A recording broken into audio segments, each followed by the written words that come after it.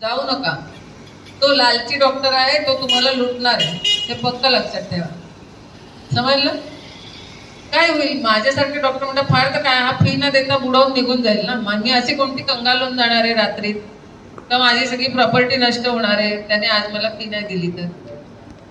पण आज त्याचा विश्वास माझ्यावरती बसेल की नाही. आणि पैसा प्रश्न तुम्ही विचारायचा, सर आम्हाला जर कळलं असतं तर आम्ही तुमच्याकडे कशाला आलो. पहिली मुस्कटात त्याच्या न मारता बसेल. समजलं? न मारता डॉक्टरांना मारायचं. मी एक डॉक्टर असून तुम्हाला काय शिकवत आहे बघा. I am dead against of doctor, तो आय एम ए डॉक्टर. मी एक एक्सेप्शन आहे, वेगळ्या प्रवाहातला पाखरू आहे. त्यानंतर काय करायचं, आयुर्वेदिक डॉक्टर असेल तो आयुर्वेद शास्त्राचा तज्ञ म्हणून डॉक्टरची हे लावतो. तुला नाडी नाही बघतायत, नाडी शास्त्र तज्ञ असतील तर BMS व्हायचं होतं, नाहीतर मग तू जायचं होतं होमिओपॅथीकडे जायचं होतं, ॲलोपॅथीकडे जायचं होतं. जे शास्त्र शिकलं ते सोडून आज ॲलोपॅथीची 99.99% योग्य खत पाणी मिळालं की त्याला कोंब फुटतं, त्याचं झाड होतं. आणि ते ज्या वेळेला तुम्हाला झाड झालेलं दिसतं त्यावेळेला त्या रोगाची विकृती झालेली असते, व्याधीत रूपांतर झालेलं असतं. आज व्याधी येत नाही, कुठचीही व्याधी एका क्षणात येत नाही. ती शरीरातच असते, ओळखावी लागते, तिला काढून टाकावी लागते. आपण जर एखादे दाणे किंवा तांदूळ गहू निवडत असतो तर त्यातले खडे कसे वेचून फेकून देतो, तसं हे शरीर आपलं आधी अजिबातच नाही आहे, अर्धीच आहे, पावच आहे असं नाही ना. सगळ्यांना एक हॉरिझॉन्टल लाईन आहे तिथे. ती लाईन अंगठ्याच्या खाली जिथे सुरू होते तिथे हे पहिलं बोट ठेवायचं. त्या पहिल्या बोटाला लागून टेकून दुसरं बोट ठेवायचं आणि दुसऱ्या बोटाला टेकून तिसरं बोट ठेवायचं. आपण नाडी परीक्षण शिकत आहोत. काय शिकतो आहोत? नाडी परीक्षण. कुठची नाडी? शरीरातली. बरोबर आहे. आता असं धरायचंय, हा डावा हात समोर आहे तुमचा, उजवा हात मागून फिरून या लाईनीजवळ पहिलं बोट, त्याला लागून दुसरं, त्याला लागून तिसरं. बरोबर. आता डोळे मिटा आणि असं कर्कटून नाही पकडायचं, तो हात पळून नाही जाणार, तुमच्याच अंगाला चिकटलेला राहणार आहे. बस एकदम आरामात प्रेमानी आपल्या प्रेमीच्या गालावर हात ठेवला तसा रक्षण ठेवा का? नाही ना. पुरुषांना प्रेमिका मिळाली किंवा बायकांना जर प्रेमी मिळालं तर किती हलगट ठेवायला, मोरपिसासारखं. तर एवढं मोरपिसासारखं नाही ठेवायचं. आपण डॉक्टर आहोत, आता आपण प्रेमी नाही आहोत, तर थोडंसं दाबायला हरकत नाही. डोळे मिटा आणि सगळं घरचा नाश्ता, सगळं इथला योगाचा क्लास मी सगळ्यांना विसरून डोळे मिटून फक्त आपल्या 3 बोटांवरती या. आपल्या मनाला आपल्या 3 बोटांवरती आणा. श्वास एकदम शांत करा. सगळं चित्त त्या 3 बोटांच्या टोकावर आणायचंय.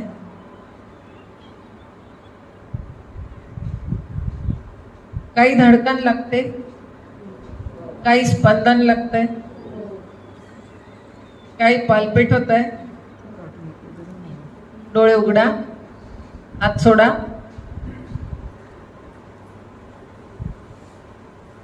बोटाला काही लागलं?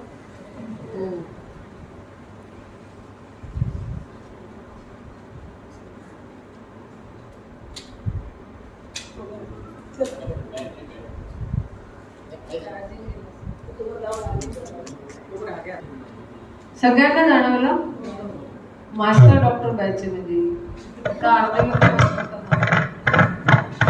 अर्ध्या लोकांनी हात वर केला की मी सांगते तुम्ही जिवंत आहात.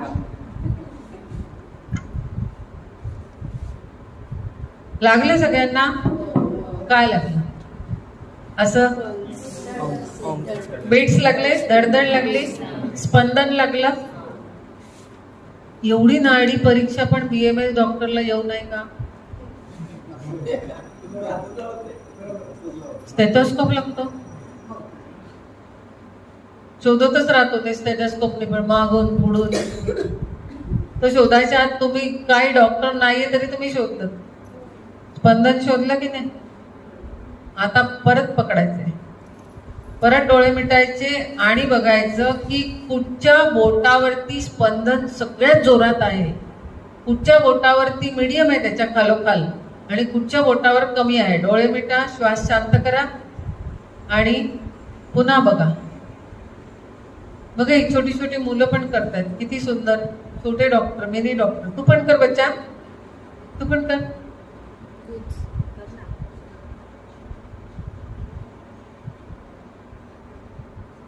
लागतंय काही धडकते आहे जिवंत. डोळे उघडा, हात सरळ करा. काय लागलं? सगळ्यांनी मधल्या बोटाला पाल्पिटेशन जास्त लागेल, कोणाला या बोटाला लागेल, कोणाला या बोटाला लागेल. बरोबर, पण लागलं ना. स्पंदनचा पॅरामीटर समजला, त्याची गती समजली, जास्त कमी मीडियम समजली की नाही? सगळ्यांना समजली. मागे लास्ट, एकदम लास्ट. नक्की ना? कुणाला नाही समजली लाजू नका, सगळ्यांना समजली आणि मला एकट्यालाच नाही समजली. असं असेल तर इथे या, पुन्हा आपण प्रॅक्टिकल करू. जोपर्यंत तुम्हाला समजणार नाही तोवर मी तुमचं प्रॅक्टिकल घेईन, कारण घरी गेल्यानंतर आजच्या पुढचा पोर्शनच आपल्याला शिकायचं आहे. बरोबर? समजलं? कुणाला या बोटाला स्पंदन जास्त लागलं? सगळ्यात हायएस्ट स्पंदन, हा म्हणजे आपण हाय, मीडियम, लो या 3 लेवल आपण ठरवल्या. त्याच्यातलं कुणाला या बोटाला लागलं? ओके. कुणाला या बोटाला लागलं? कुणाला या? ओके. या बोटाला ज्यांना लागलं त्यांच्या शरीरामध्ये वात आत्ता रोग हायएस्ट आहे. म्हणजे किती रोग हायएस्ट आहे? 80. या बोटाचं ज्यांचं स्पंदन जास्ती आहे त्यांचा पित्त आत्ता जास्ती आहे, ऍसिड जास्त आहे बॉडीमध्ये ऍट प्रेझेंट, आणि 40. आणि याचं ज्यांना आहे त्यांचा कफ दोष आहे 20. आता दोन्ही बोटांना स्पंदन कोणाला लागली? कन्फ्युजन हे होतं की होतं, पण लागले दोन्ही धडकत होते. म्हणजे वात पण आहे, पित्त पण आहे. बरोबर? त्याला काय म्हणतात? द्विदोष. आणि तिन्ही बोटांना कोणाला लागली? हायएस्ट लेवलला. तिन्ही बोटांना कोणाला नाही ना? तुम्हाला खोटं बोलताय तुम्ही. ज्या दिवशी तिन्ही बोटांना स्पंदन हायएस्ट लेवलला, मीडियम आणि लोएस्ट नाही म्हणत मी, हायएस्ट लेवलला लागेल त्या क्षणी तुम्हाला लकवा मारेल. You are in the stage of paralysis attack और हार्ट अटॅक और ब्रेन हॅमरेज. Be careful. लक्षात राहील? तिन्ही स्पंदन हायर लेवलला ज्या दिवशी ज्या वेळी लागतील त्या दिवशी ताबडतोब सगळी कामं सोडून स्वतःला रिपेअर करा, नाहीतर जाऊन धावत ऍडमिट व्हा, कुठेतरी ICU मध्ये ऍडमिट व्हा. मी बऱ्याच पेशंटना वाचवलेलं आहे. बऱ्याच काहीतरी वेगळीच ट्रीटमेंट करायला आलेले, मसाज करायला आलेले, हेड मसाज करायला आलेले, काहीतरी बाजारात आलो, भेटायला आलो, नाडी बघायची माझी वाईट सवय प्रत्येकाची. त्यांना म्हटलं या क्षणाला निघा, खाली ऑटो मिळाला पण वेळ जाईल, टॅक्सी मिळाला वेळ जाईल. मिस्टरांना पाठवले, यांना स्कूटरवर बसवा, 8% 15व्या मिनिटाला अटॅक आलेला. म्हणून आपली नाडी आपल्या हातात आहे की नाही? किती जवळ डॉक्टर आहे. आता परत बघा लागते का? ती बदलली, घर बदललं त्याने, सकाळी यांच्याकडे नाश्त्याला होते, दुपारी त्यांच्याकडे जेवायला, रात्री राहायला तिकडे वस्तीला. असा पण पाहुणा असतो की नाही? सकाळी तुमच्याकडे नाश्त्याला येतो, दुपारी यांच्याकडे जेवायला जाईल, रात्री त्यांच्याकडे झोपायला जाईल. आहे ना? लागते का? आता उलट करा, दुसऱ्या हाताला बघा, सेम स्टाईलने. उजवा हात समोर घ्या, डावा हात फिरवून इकडे बघा. दुसऱ्या हाताला पण नाडी आहे का?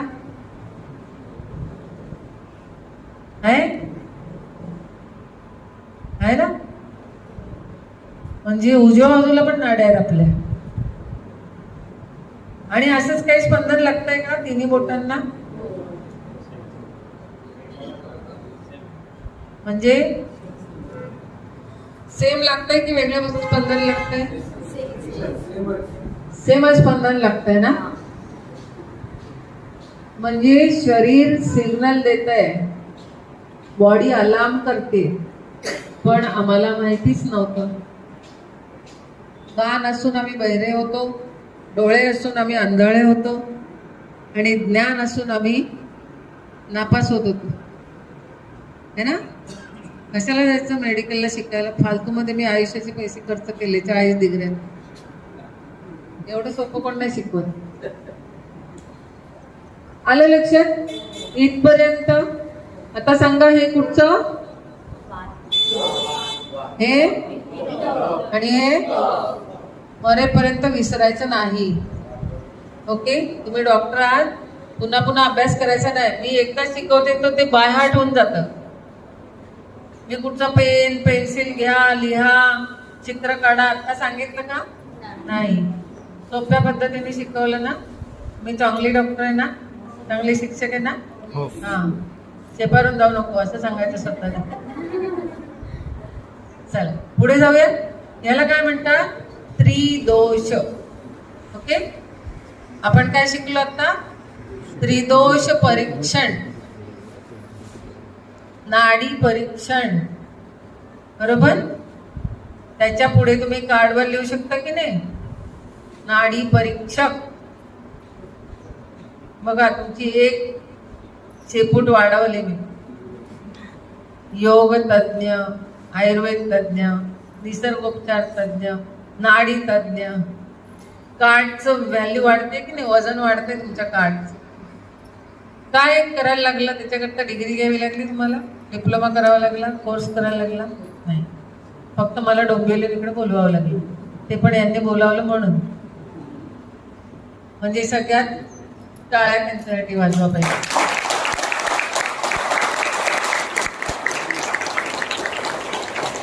शेख सर, संतोष सर आणि यादव सर यांनी बोलावलं नसतं तर आज आपण नाडी परीक्षण शिकलो असतो का? नाही. है ना? झाले ना डॉक्टर? आज थोडं बरं वाटतं ना? या घरी जाऊन थोडासा भाव मारता येईल. चल तू बस समोर, हात बघू. आता मी हिच्यावर प्रयोग दाखवत आहे, इकडे नाही दाखवत. मारते गुरुजी मला. ते माझे सर आहेत.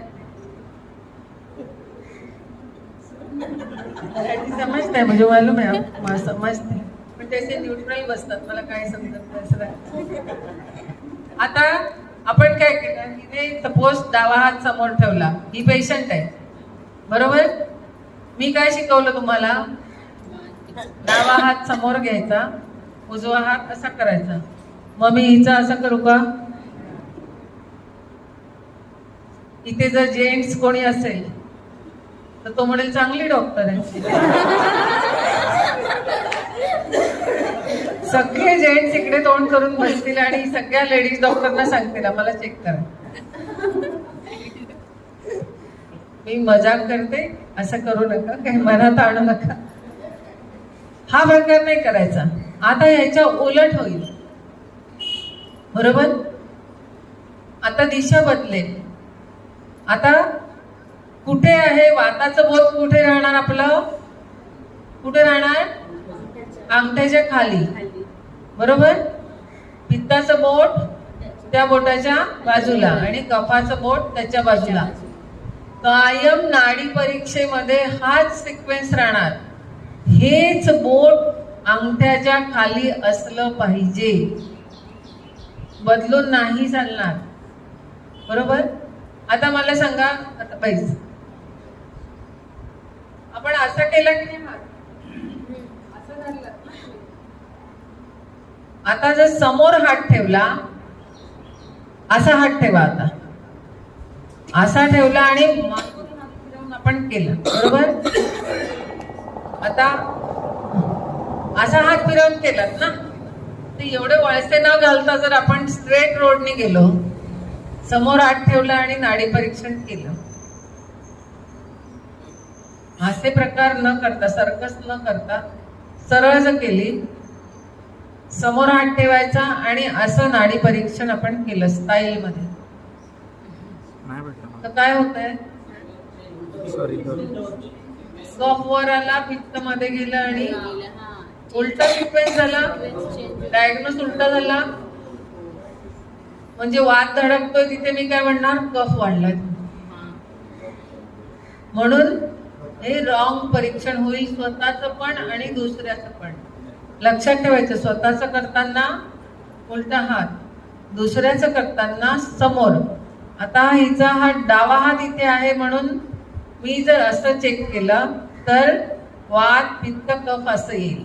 बरोबर? पण ह्याच हाताला जर मी इथे आहे, या दिशेला मी बसले माझी चेअर घेऊन आणि पेशंट इथे आहे आणि हात पुढे केला आणि मी नाडी बघितली, तर बरोबर परीक्षण होईल का? म्हणजे आयदर पेशंटला तुम्हाला फिरवून बसायचं आहे किंवा तुम्हाला फिरायचं. ही दिशा लक्षात ठेवायची आहे. ही छोट्या छोट्या चुका असतात, या करायच्या नाही. आलं लक्षात? ते कुठच्याही दिशेला असू दे, हे बोट अंगठ्याच्या खाली येईल या दिशेनेच असलं पाहिजे. दुसरी गोष्ट, समोरच्याचा हात असा असा मूठ गच्च बंद करा वगैरे असं काही प्रकार करायला लागत नाही, पण सरळ रेषेत पाहिजे. आता हिने सरळ रेषेत हात ठेवला आणि मी जर मला डायग्नोस करायचं, तर हात कुठे जातो? खाली जातो. बरोबर? हिने एकदम कडक हात ठेवला असा, तर नाडी वेगळी लागेल. म्हणजे हात पण रिलॅक्स पाहिजे आणि माझा प्रेशर पण रिलॅक्स पाहिजे. म्हणून काय करायचं? टेबलवर किंवा कुठेही खाली सपोर्ट पाहिजे. आता इथे टेबल नाही, काय नाही, काय नाही. मग काय करायचं? आपण पेशंटचा हात असा धरायचा, त्याला सपोर्ट आपण द्यायचा आणि मग चेक करायचं. म्हणजे हात खाली जाणार नाही आणि आपल्या हाताचं प्रेशर पण इकडे तिकडे होणार नाही. बरोबर? आलं लक्षात? सोपं आहे ना? आता करा एकमेकांचं, जोड्या जोड्या करा.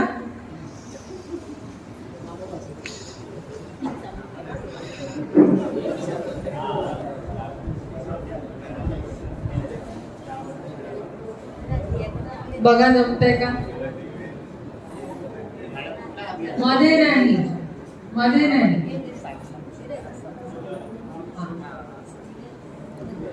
ही जी किनारपट्टी येते याच्यासाठी. आता मी काय शिकवलं? मी खाली येते, मी प्रत्येकाचं बघते. बरोबर? मध्ये नाही, किनारा. अंगठा जिथे संपतो आणि जी आडवी रेष जिथे संपते, इथे पहिलं बोट आलं पाहिजे. मग मध्ये कसं येतं बोट तुमचं? मध्ये नाही आलं पाहिजे हाताने. अंगठ्याची रेष संपते आणि जिथे मनगटाची रेष सुरू होते. करेक्ट. खूप जोरात नका दाबू आणि खूप हलकं पण नका ठेवू. अंगठ्याची रेष कुठे संपते? इथे नाही, इथे. ही किनारी.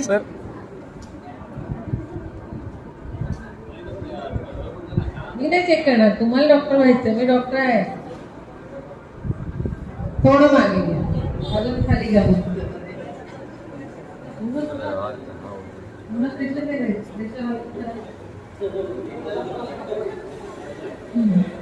थोडं बरं घ्या, इथे पहिलं.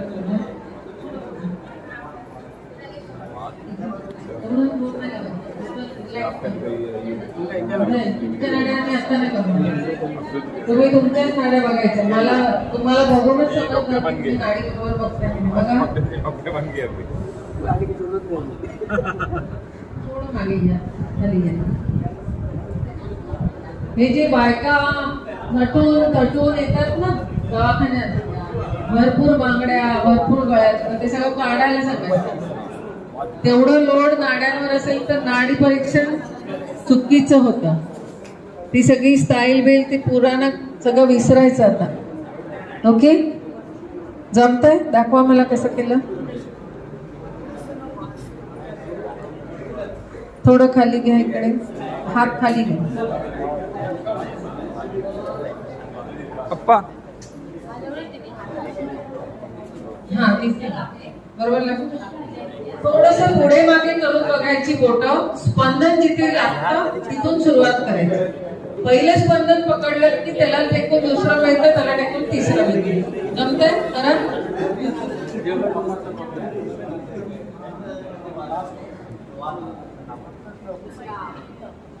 मध्ये नाही, खाली.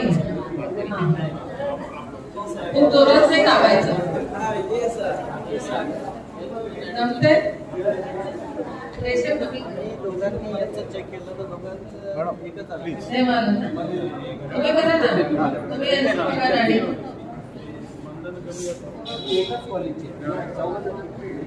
अशी खेकड्यासारखी बोटं नाही करायची, अशी रुतवायची नाही. प्लेन ठेवा आणि बोटं तुमची रिलॅक्स ठेवा. जो चेक करतो आहे, जो डॉक्टर आहे, तुम्ही रोल प्ले करता आहात. जो नाडी बघतो आहे तो डॉक्टर आहे आणि ज्याची बघता आहात तो पेशंट आहे. त्या पेशंट अशी रुतवायची नाही होत. खेकडा नाही, आपण माणूस आहोत.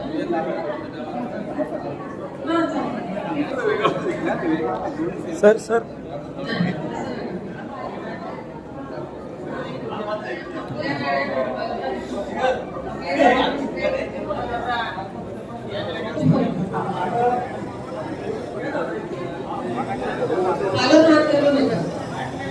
आयदर तुम्ही डायरेक्शन करता किंवा त्यांना बघा. अंगठ्याची लाईन इथे समजा आणि ही लाईन इथे समजा. इथे पहिलं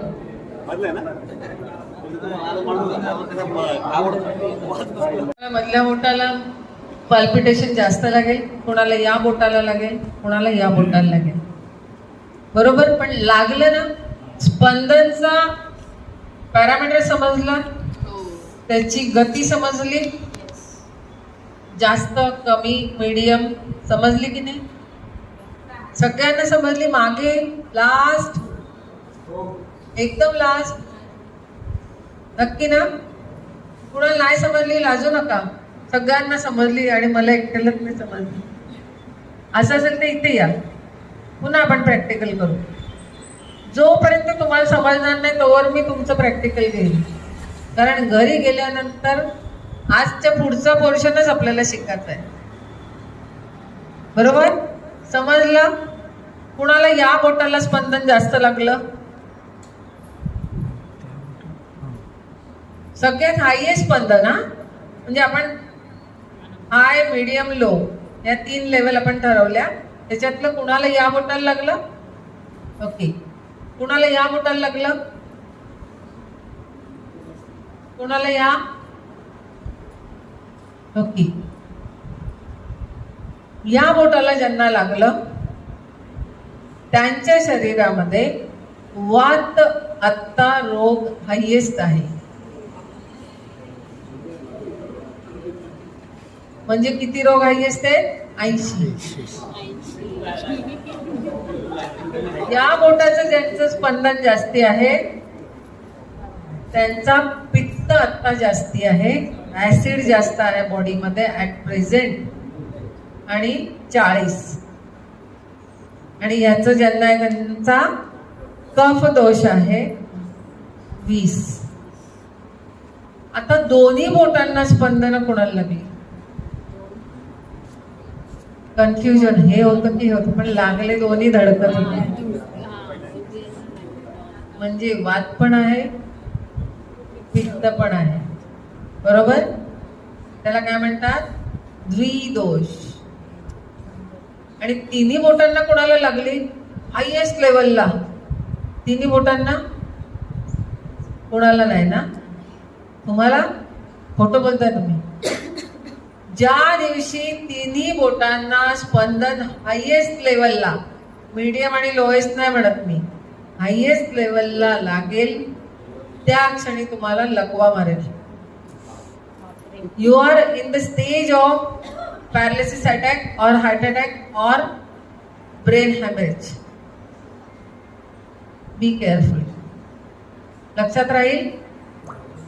तिन्ही स्पंदन हायर लेवलला ज्या दिवशी ज्या वेळी लागतील त्या दिवशी ताबडतोब सगळी कामं सोडून स्वतःला रिपेअर करा.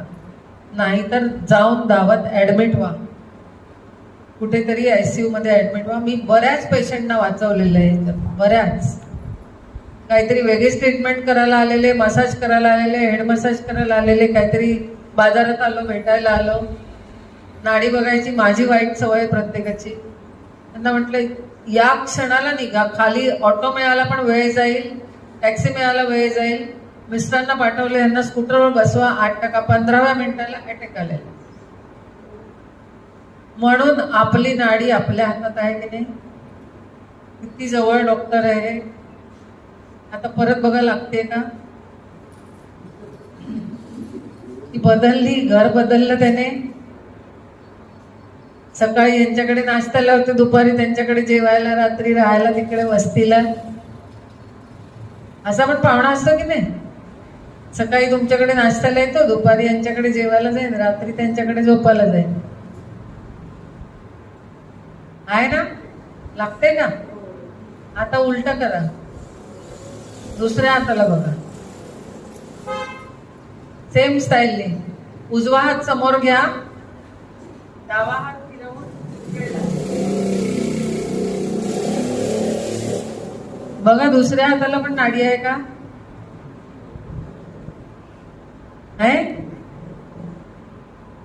आहे ना? म्हणजे उजव्या बाजूला पण नाड्या आहेत आपल्या. आणि असंच काही स्पंदन लागतंय का तिन्ही बोटांना? म्हणजे सेम लागतंय की वेगळ्या स्पंदन लागतंय? सेमच स्पंदन लागतंय ना?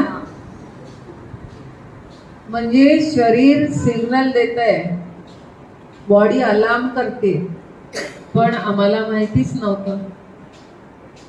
कान असून आम्ही बहिरे होतो, डोळे असून आम्ही आंधळे होतो, आणि ज्ञान असून आम्ही नापास होत होतो.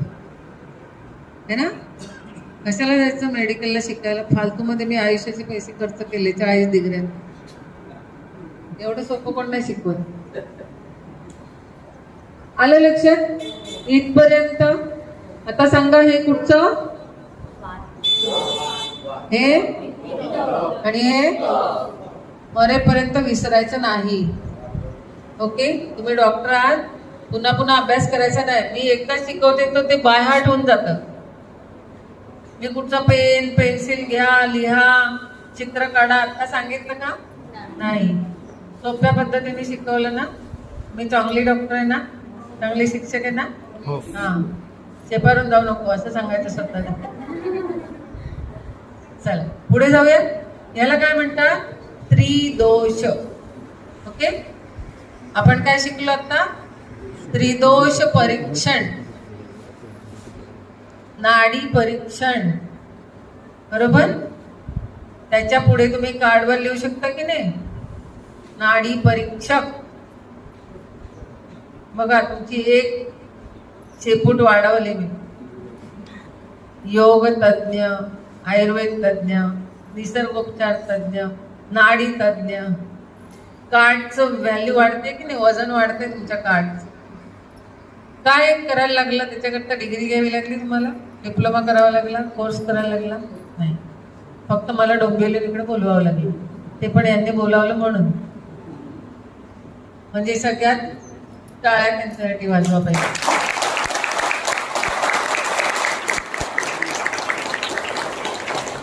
शेख सर, संतोष सर आणि यादव सर यांनी बोलावलं नसतं तर आज आपण नाडी परीक्षण शिकलो असतो का? नाही. है ना? झाले ना डॉक्टर? आज थोडं बरं वाटतं ना? या घरी जाऊन थोडासा भाव मारता येईल. चल तू बस समोर, हात बघू. आता मी हिच्यावर प्रयोग दाखवते, इकडे नाही दाखवत, मारतील गुरुजी मला. ते माझे सर आहेत. मराठी समजते म्हणजे मालूम आहे, मला समजते, पण त्याचे न्यूट्रल बसतात, मला काय समजत नाही. आता आपण काय केलं, हिने सपोज डावा हात समोर ठेवला, ही पेशंट आहे बरोबर. मी काय शिकवलं तुम्हाला?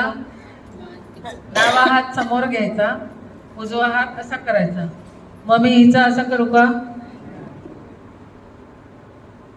इथे जर जेंट्स कोणी असेल तर तो म्हणेल चांगली डॉक्टर आहे. सगळे जेंट्स इकडे तोंड करून बसतील आणि सगळ्या लेडीज डॉक्टरना सांगतील आम्हाला चेक करा. मी मजाक करते, असं करू नका, काही मनात आणू नका. हा प्रकार नाही करायचा. आता याच्या उलट होईल बरोबर.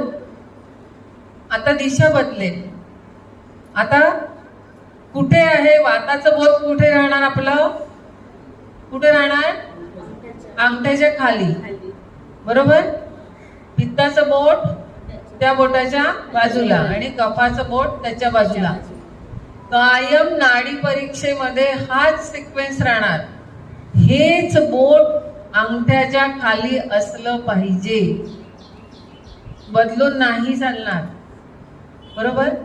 आता मला सांगा, आता बैस, आपण असं केलं की नाही? हात असं धरलं. आता जर समोर हात ठेवला, असा हात ठेवा, आता असा ठेवला आणि मागून हात फिरवून आपण केलं बरोबर. आता असा हात फिरवून केलात ना, ते एवढे वळसे न घालता जर आपण स्ट्रेट रोडने गेलो, समोर हात ठेवला आणि नाडी परीक्षण केलं, असे प्रकार न करता, सर्कस न करता सरळ जर केली, समोर हात ठेवायचा आणि असं नाडी परीक्षण आपण केलं स्टाईल मध्ये, तर काय होतंय? कफ वर आला, पित्त मध्ये गेलं आणि उलटा सिक्वेन्स झाला, डायग्नोस उलटा झाला.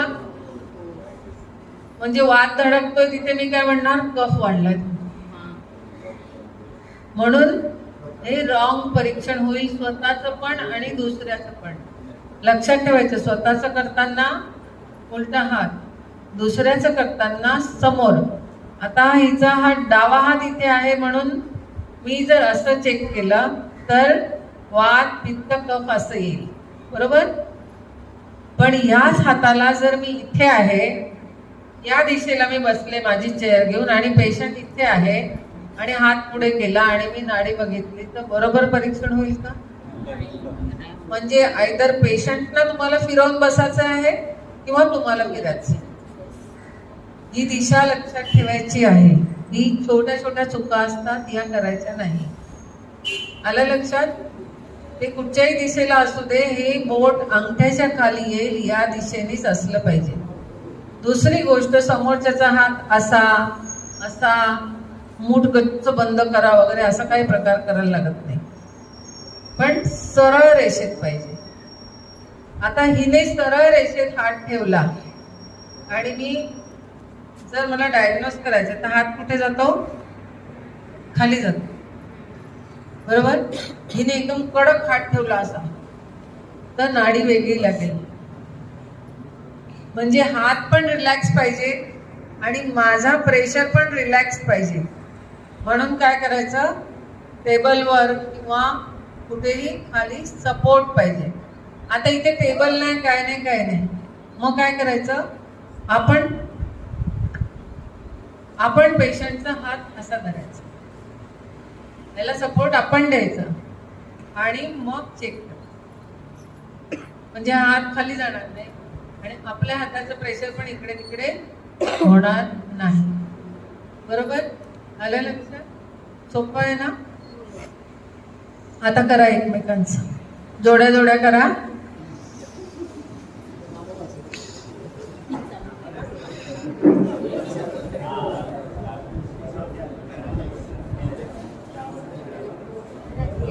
बघा जमतंय का? मध्ये नाही, मध्ये नाही. ही जी किनारपट्टी येते याच्यासाठी. आता मी काय शिकवलं? मी खाली येते, मी प्रत्येकाचं बघते. बरोबर, मध्ये नाही किनारा. अंगठा जिथे संपतो आणि जी आडवी रेष जिथे संपते तिथे पहिलं बोट आलं पाहिजे. मग मध्ये कसं येतं बोट तुमचं? मध्ये नाही आलं पाहिजे हाताने. अंगठ्याची रेष संपते आणि जिथे मनगटाची रेष सुरू होते. करेक्ट. खूप जोरात नका दाबू आणि खूप हलकं पण नका ठेवू. अंगठ्याची रेष कुठे संपते? इथे नाही, सर इथे ही किनारी. सर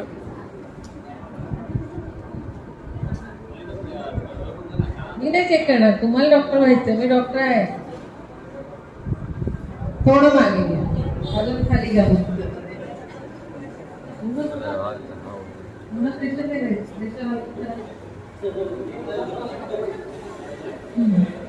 थोडं बरं घ्या. मोठ इथे पहिलं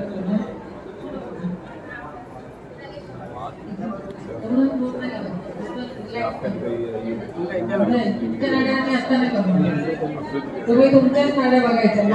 तुम्हाला बघूनच समजतं नाडी बरोबर बघताय. बघा थोडं मागे घ्या, खाली घ्या. हे जे बायका नटून थटून येतात ना दवाखान्यात, भरपूर बांगड्या, भरपूर गळ्यात, ते सगळं काढायला सांगायचं. तेवढं लोड नाड्यांवर असेल तर नाडी परीक्षण चुकीचं होतं. ती सगळी स्टाईल बिल ती पुराणं सगळं विसरायचं आता. ओके, जमतंय? दाखवा मला कसं केलं.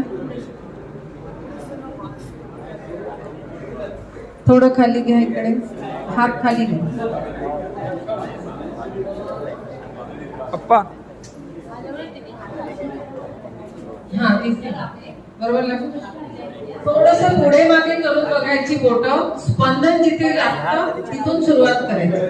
पहिलं स्पंदन पकडलं की त्याला टेकून दुसरं मिळतं, त्याला टेकून तिसरं मिळतं. जमतंय? करा.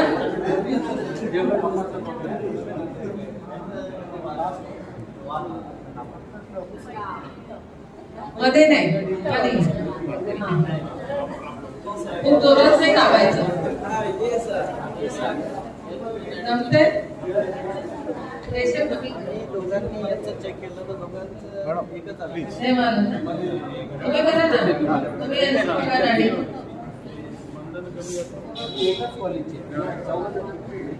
अशी खेकड्यासारखी बोटं नाही करायची, अशी रुतवायची नाही. प्लेन ठेवा आणि बोटं तुमची रिलॅक्स ठेवा. जो चेक करतो आहे, जो डॉक्टर आहे, तुम्ही रोल प्ले करता आहात. जो नाडी बघतो आहे तो डॉक्टर आहे आणि ज्याची बघता आहात तो पेशंट आहे. त्या पेशंट अशी रुतवायची नाही होत. इकडं नाही, आपण माणूस आहोत.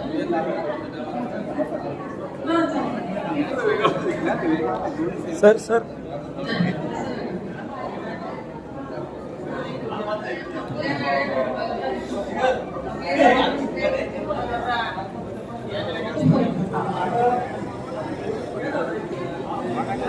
चालून हात करू नका. आयदर तुम्ही डायरेक्शन करता किंवा त्यांना बघा. अंगठा कुठे? अंगठ्याची लाईन इथे संपते आणि ही लाईन इथे संपते. इथे पहिलं.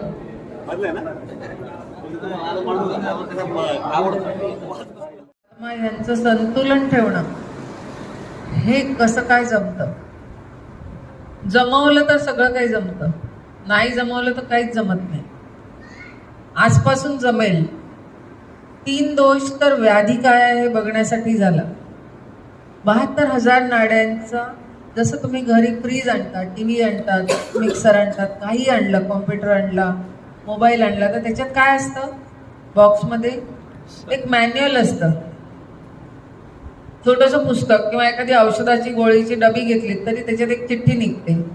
मग त्याचं मॅन्युफॅक्चरिंग कधी आहे, कोण आहे, त्याचा मॅन्युफॅक्चरर कोण आहे, त्याचा पत्ता काय, मग हे औषधचं नाव काय, नावानंतर त्याच्या आतमध्ये काय कंटेंट्स आहेत, किती ग्रॅम आहेत, त्याचा डोस किती घ्यायचा, कधी घ्यायचा, कसा घ्यायचा, त्याची एक्सपायरी डेट किती, हे सगळं त्या मॅन्युअलमध्ये लिहिलेलं असतं. टेक्निकल मॅन्युअल असेल तर त्याच्यात दिलेलं असतं हे सगळं. टी व्ही आहे समजा किंवा कॉम्प्युटर आहे तर ह्याचे सिस्टम्स कशा कशा आहेत, ह्याच्यामध्ये काय काय कुठे कुठे सेट केलेलं आहे, ते जर ट्रबल शूटिंग करायचं असेल, जर तुम्हाला त्रास झाला तर तुम्ही कसं रिपेअर कराल, सगळं असतं. आपण वाचतो का ते मॅन्युअल? नाही, काढून फेकून देतो, कारण आपण लक्ष देत नाही. जो ते मॅन्युअल पूर्ण स्टडी करतो त्याला त्या वस्तूची पूर्ण माहिती कळते, तो ते रिपेअर करू शकतो. आपण पण करू शकतो, पण आपण त्याचा अभ्यास करत नाही. एवढा मोठा टीव्ही कोण रिपेअर करेल? टीव्ही वाल्याला बोलवा बिघडला तर, आणि तो रिपेअर करेल. फ्रीजवाल्याला बोलवा, AC वाल्याला बोलवा, आहे की नाही? कारण आपण कंटाळा करतो. आळस हा माणसाचा मोठा शत्रू आहे, पण आपण त्या शत्रूशी दोस्ती करतो. जाऊ दे, आळस असला तरी चालेल, पण मी नाही करणार, अभ्यासच नाही करणार. ठीक आहे, नका करू, पण कमीत कमी त्याचा बेसिक तर माहिती पाहिजे. उद्या AC बिघडला, टीव्ही बिघडला किंवा हे, तर आपण काय करतो, आधी त्याची मेन स्विच ऑफ करतो, की याच्या पुढे अजून बिघडायला नको, आतमध्ये ब्लास्ट व्हायला नको, शॉर्ट सर्किट व्हायला नको, किंवा त्याचे अजून सर्किट्स काही खराब व्हायला नको. म्हणून आपण काय करतो, जर त्याच्यात काही बिघाड दिसायला लागला थोडा जरी, तर आपण त्याची मेन स्विच ऑफ करून टाकतो, आणि जो मास्टर माणूस असतो त्या टेक्निशियनला आपण बोलावून ते रिपेअर करतो.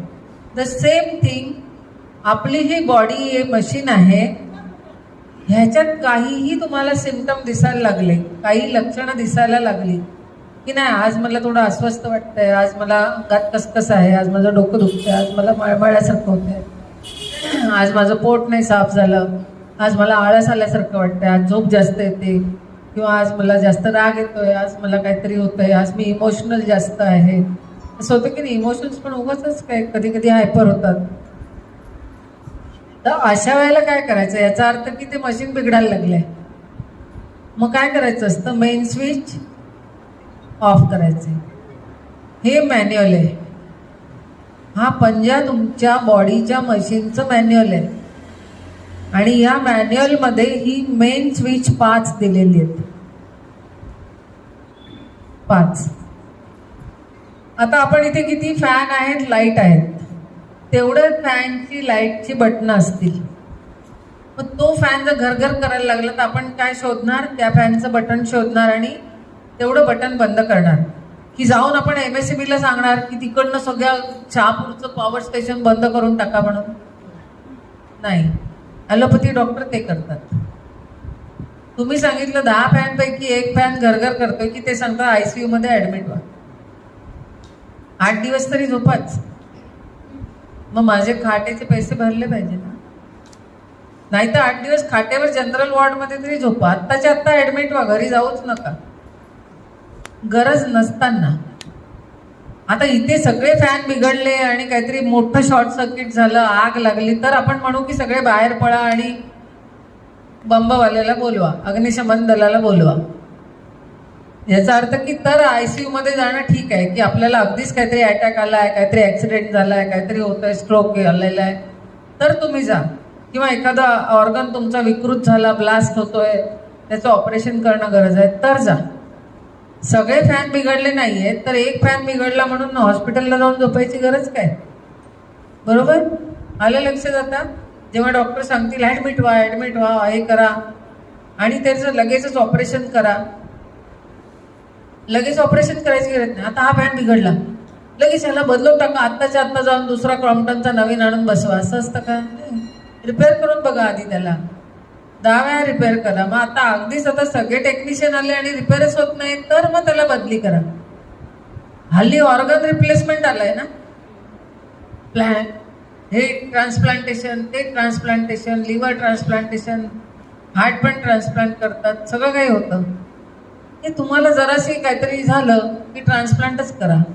सगळ्यात मोठं फॅड आता आलंय ते म्हणजे नी ट्रान्सप्लांटेशन आलंय की नाही? तुम्ही गुडघे दुखी आहे सांगा की तो तुम्हाला 8 दिवसाचं पेन किलर दे, 10व्या दिवशी परत बोलावणार आणि 10व्या दिवशी सांगणार आता नी रिप्लेसमेंट करा, तुमचे गुडघे कापून टाका, तिथे स्टीलचे गुडघे घाला. लोक पण जात आहेत, आमचं इन्शुरन्स काढलेलं आहे, फुकट मिळणार आहे, 1.5 लाखाला 1 गुडघा मिळतोय, स्वस्तात मिळतोय, करून लावून फिरा. मग ते पण ते रिपेअर करायचं नाही. रिपेअर कशाला करायचं? त्याचं पोट भरायचं. 99.99% जोवर तुमचे ओरिजिनल ऑर्गन्स काम करता आहेत, ओरिजिनल हाडं काम करतायत, तोवर रिप्लेस करू नका. चालवत राहा त्यांना. रिप्लेस करायचंच आहे ना, मग पुरं खराब होऊ दे ना, मगच करा. तोवर ऑपरेशन करू नका. नॅचरल जॉईंट्स आहेत हे सगळी. नॅचरल बॉडी जेवढी प्रिझर्व कराल तेवढे चांगले आहे. आत्तापासून शहाणे व्हा. आजपर्यंत जे बिघडलं ते बिघडू दे. यापुढे त्याला रिपेअर करू बिघडलेल्याला, आणि नवीन काही व्याधी होऊ नये याचं आपण काळजी घ्यायची. आता आपण हे 5 म्हणजे काय? हे अग्नी, वायू, आकाश, पृथ्वी आणि जल. हे मुद्राभ्यासात पण तुम्हाला समजेल. किंवा ही 5शिवाय कुणाला 6वं बोट नाहीये. 6वं बोट असतं, पण ते केवढंसं असतं? छोटंसं असतं. आणि ते काम करतं का या 5 बोटांचे इतकं नाही. ते असं लुळं, एखादं काहीतरी कणकेचा गोळा चिटकवल्यासारखं असतं. त्याचा काही उपयोग नसतो. बरोबर? शरीर हे एका झोपडीसारखं बनवलंय देवाने. जसं एक झोपडीमध्ये उभ्या काड्या, आडव्या काड्या, थोडंसं छप्पर झाडांचं टाकलेलं असतं, आणि त्याला शेणा मातीचा आणि लेप लावलेला असतो, आणि आतमध्ये एक दिवा ठेवतात. ती झोपडी आपल्याला आवडते. अशा घरात राहायला आपल्याला आवडेल. आपण पिकनिकला जातो स्पेशली अशा घरांमध्ये. आपल्याला असा आखीव रेखीव बंद फ्लॅटमध्ये AC लावून बसवलं तर नाही छान वाटत. डोंगर दऱ्यामध्ये छान एखाद्या झोपडीमध्ये बसवलं आणि छानपैकी गार वारा येतोय, झाड आहेत, तर ते आवडेल. कारण की पंचमहाभौतिक शरीर आहे. ही पंचमहाभूत आहेत: अग्नी, वायू, आकाश, पृथ्वी आणि जल. त्रिदोषामध्ये कोण कोण काम करतं? वायू, आकाश आणि ही कोण? पृथ्वी. बरोबर? हे झालं पंचमहाभौतिक चिकित्सा. चिकित्सा पद्धती आता आपण शिकू नाही शकणार, कारण की हे डिटेलमध्ये जातं. जेव्हा तुम्ही कोर्स करता त्यावेळेला तुम्हाला हे डिटेल शिकवलं जातं. ते पक्क होणार. मग तुम्हाला प्रॅक्टिसच करायची, दुसरं काही नाही करायचं. पण वेळेअभावी आपण एवढं सगळं आज नाही शिकू शकणार. मी तुम्हाला त्याचा एक रूपरेषा देते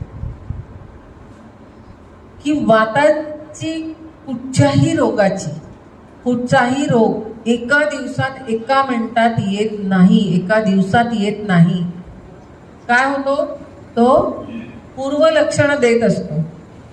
आपण उदाहरणार्थ सर्दी खोकला घेऊया. सर्दी होत असेल तर आता मी बसले आणि आता माझं भराभर मला रुमाल लावायला लागतोय, नाक गळतंय खूप, आणि मला ताप पण भरला, असं होतं का? नाही होत. थोडंसं मला अंगात कणकण जाणवेल, नाकात शिवशिवेल, असा जडपणा येईल, किंवा एखाद दुसरी शिंक येईल, एखाद दुसऱ्यांदा खोकला येईल. मग त्याचं प्रमाण वाढत वाढत वाढत वाढत जाईल. बरोबर? मग ते विकृत होईल जास्त, आणि मग 7 दिवस विकृत झाले की आपल्याला करोना म्हणून आतमध्ये टाकतात. बरोबर? आपण 6-7 दिवस घरात काढा घेत राहतो, शेकत राहतो, काहीतरी खातो, आणि मग आपल्याला सांगतात नाही करोना झाला, आता ऍडमिट व्हा.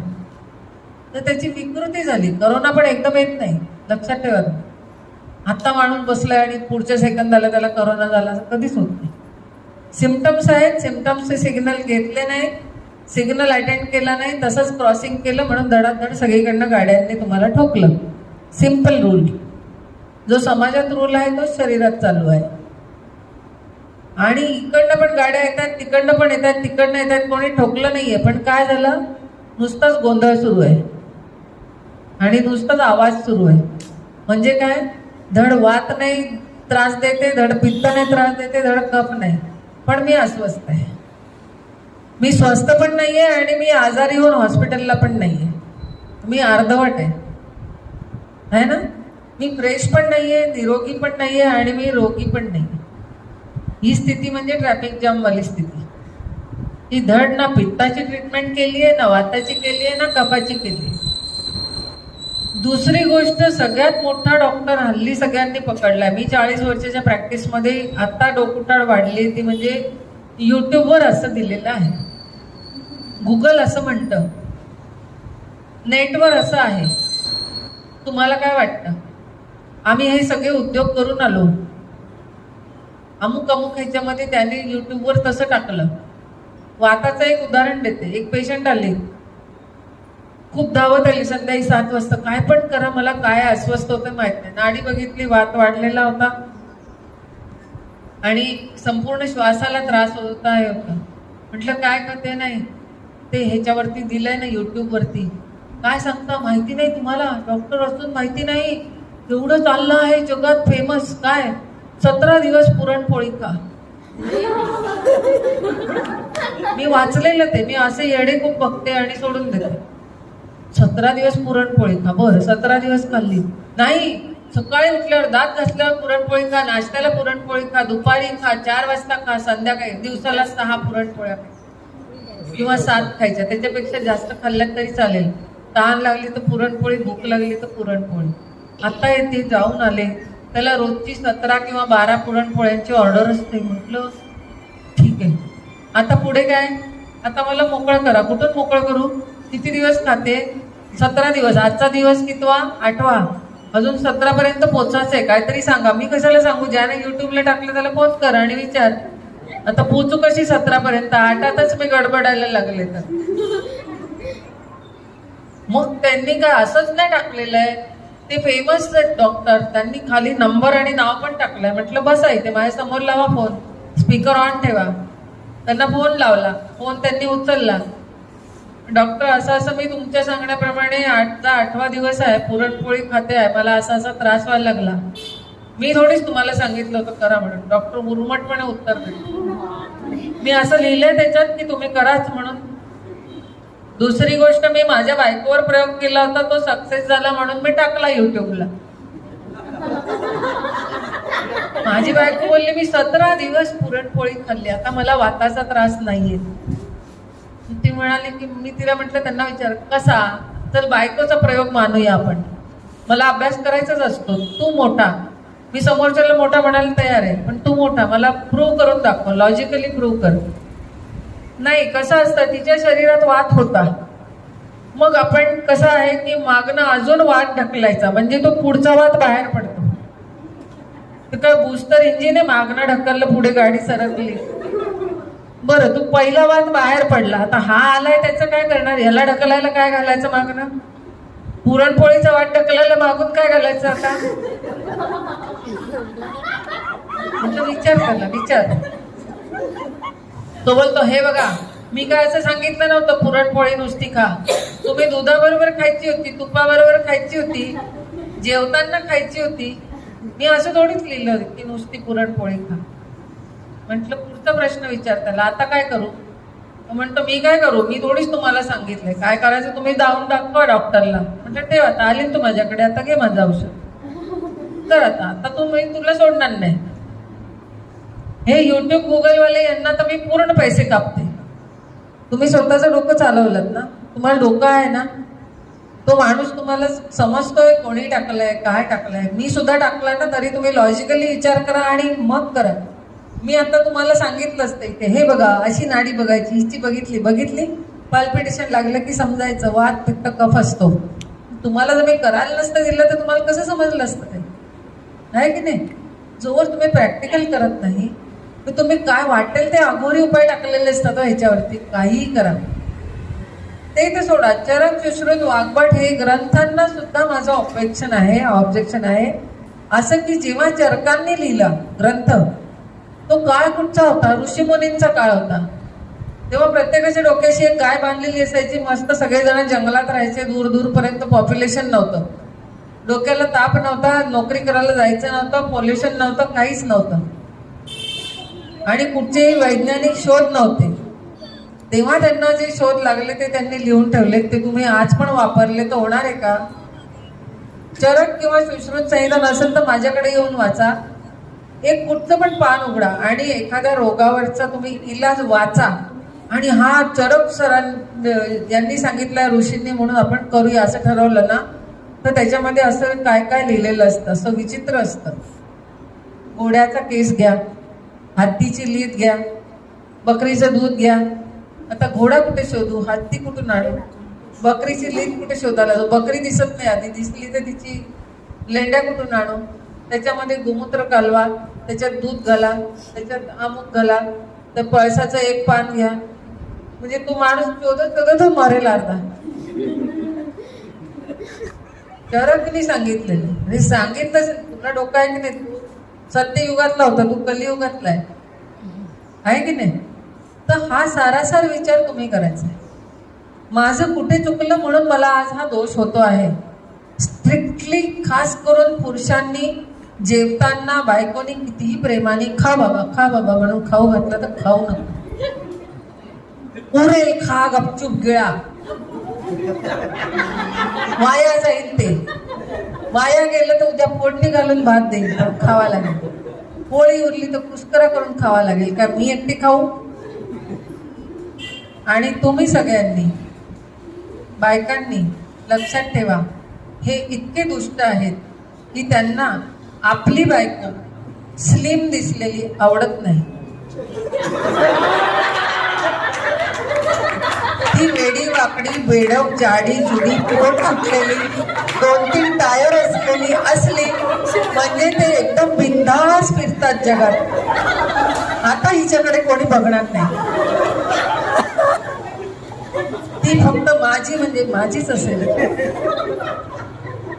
आणि ते तिला प्रेमाने सांगणार आणि या प्रेमात फसतात. तू जशी आहेस तशी मला आवडते. तू जाडी हो, 100 किलोची हो, कशी पण अस. लोक तुला काही म्हणू दे, मी म्हणतो का? जोवर मी म्हणत नाही तोवर तू फुगत राहा. ओके? असं होतं. मी अनुभवाने सांगते. प्रेमात जागृत राहायचं. वात पित्त कफ नाडी असे एकदा त्याची एकदा आपली असं बघत राहायचं. आजपासून ध्यास घ्यायचा. जिथे बघेन तिथे वात पित्त कफ दिसला पाहिजे मला. ओके? दुसरं एक असतं, त्यांना नेहमी शेजारची बाई चांगली वाटते. वहिनी नेहमी चांगल्या असतात. त्या वरच्या वहिनी बघ, त्या बघ, संतोष सरांची बायको बघ, शेख सरांची मिसेस बघ. नाही तर तू घरी झोपते म्हैस, त्या बघ सकाळी 6 वाजता 10 पर्यंत विचारा मिस्टरांबरोबर आहे. नाही तर तू नेहमी दुसऱ्याची बायको प्रत्येकाला छान वाटते. आणि सगळ्या बायकांना दुसरे पुरुष एकदम हिरो वाटते. तुम्ही बघा, टक्कल पडलंय ते काय, तुमचं पोट कुठे चाललंय ते बघा. शेजारचे सकाळी उठून योगा करतात. संतोष सरांची बॉडी बघा. ते पण मॅरिड आहेत ना, त्यांना पण मुलं आहेत ना, मग त्यांनी मेंटेन केलं. तुम्हाला नाही होत? सगळे बायकांचे दुश्मन आणि सगळ्या बायका तुमच्या दुश्मन. प्रेमात फसू नका. तिथे रोगाला सुरुवात होते की नाही? आता मी युट्यूबवर म्हटलं म्हणून नाही, आता हे सत्य आहे की नाही? हो म्हणायचं, सत्यच आहे. हा माझा एकटीचा अनुभव नाही, हा जागतिक अनुभव आहे. बरोबर? तर आता काय असतं की प्रत्येक गोष्टीला कारण असतं. पहिलं कारण मी सांगितलं. दुसरं कारण असं आहे की आपलं खाणं, आपला आहार आणि आपला विहार. आपण किती योगा करतो, आपण किती चालतो, आपण खाण्यावर किती कंट्रोल ठेवतो. जेवायला बसलं की आपण पातेलं किंवा कढया घेऊनच बसतो जेवायला. किती जण बसतात मला सांगा? फॅमिली जेवायला बसली की मध्ये आपल्या पातेले कढयात सगळं शिजवलेलं ठेवलेलं असतं. घेतच राहा, संपेपर्यंत घेत राहा. ते संपलं पाहिजे, उद्या उरलं नाही पाहिजे. आणि उरलं तर ह्या सगळ्या अन्नपूर्णा दुसऱ्या दिवशी खातात. अन्न हे पूर्ण ब्रह्म आहे, वाया नाही घालवायचं. त्यांना नको द्यायला, नवऱ्याला कशाला शिळा द्यायचं बिचाऱ्याला, आणि मुलांना कशाला द्या, आपणच रपटा. आणि मग वाढता वाढे भेदिले शून्य मंडळ. आम्ही काही वेस्टर्न ड्रेसेस घालत नाही, पॅन्ट नाही घालत की त्याचं चेन नाही लागत आहे की बटन नाही लागत आहे म्हणजे पोट वाढलं समजेल. आमच्या ह्याला सलवारला नाड्या असतात, परकराला नाडी असते, किती पण मोठे होऊ शकते. जेव्हा ती नाडी संपते, फूल बांधता येत नाही, तेव्हा आम्ही पाटील डॉक्टरांकडे जातो. तसेच हे योगाच्या पॅन्टला इलास्टिक लावून येतात.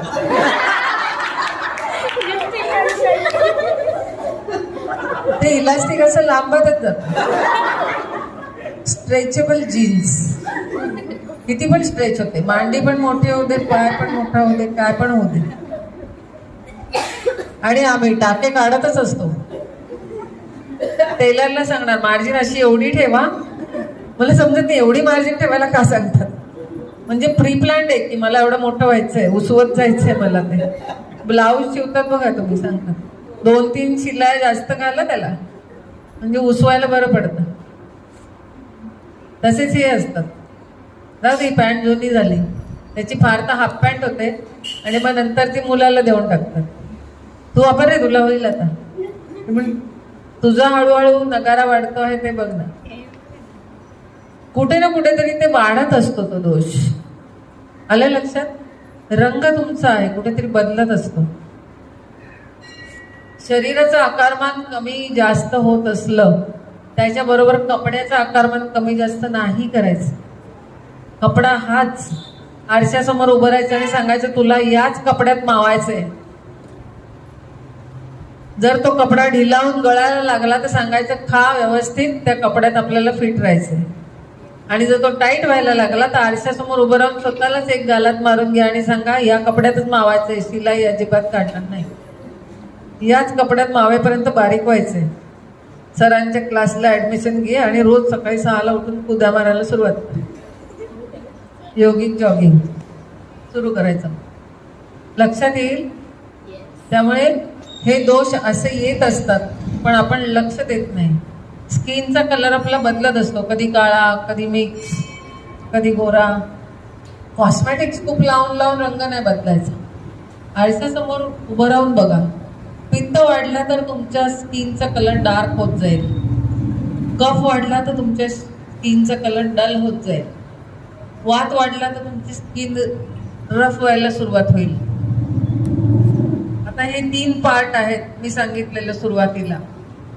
हा वरचा पार्ट जो आहे हा कफाचा आहे, मधला पार्ट आहे हा पित्ताचा आहे आणि खालचा पार्ट आहे हा वाताचा आहे. मग आपल्याला कुठल्या भागामध्ये रोज त्रास होतो आहे? म्हणजे काय आहे? हा भाग काय? कफ.